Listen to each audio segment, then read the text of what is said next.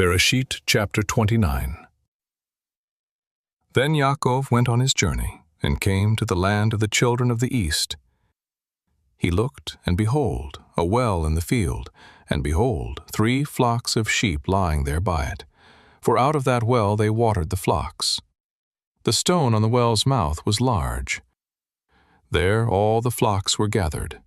They rolled the stone from the well's mouth and watered the sheep, and put the stone again on the well's mouth in its place. Yaakov said to them, "My relatives, where are you from?"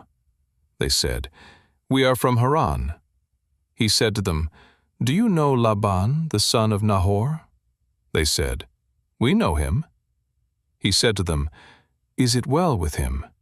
They said, "It is well. See, Rahel his daughter is coming with the sheep."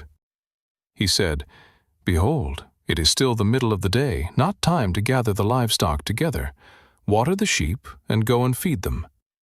They said, "We can't, until all the flocks are gathered together, and they roll the stone from the well's mouth. Then we water the sheep." While he was yet speaking with them, Rahel came with her father's sheep, for she kept them. It happened when Yaakov saw Rahel the daughter of Laban, his mother's brother, and the sheep of Laban, his mother's brother, that Yaakov went near, and rolled the stone from the well's mouth, and watered the flock of Laban, his mother's brother.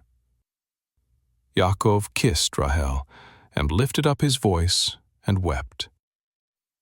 Yaakov told Rahel that he was her father's brother, and that he was Rivka's son. She ran and told her father.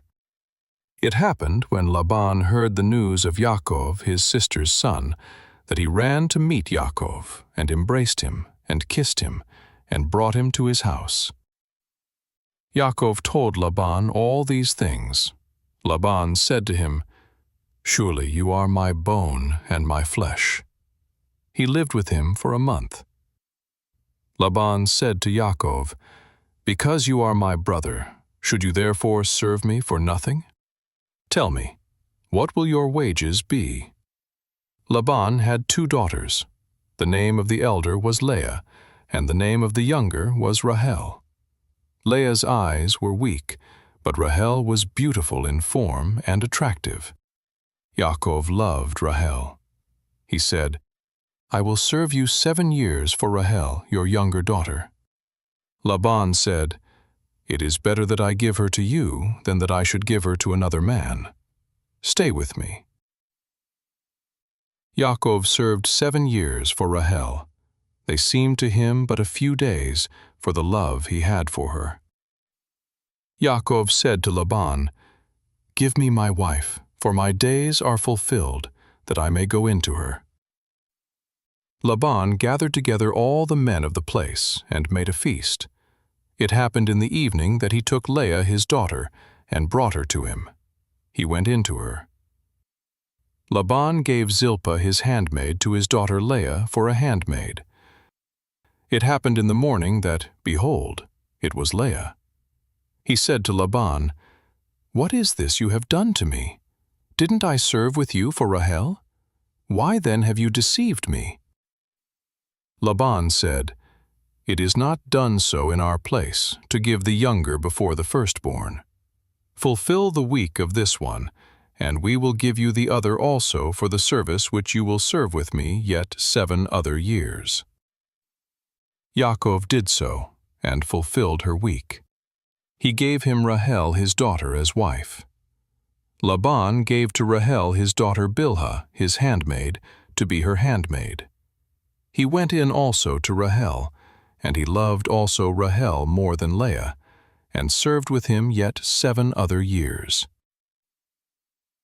Yahuwah saw that Leah was hated, and he opened her womb, but Rahel was barren.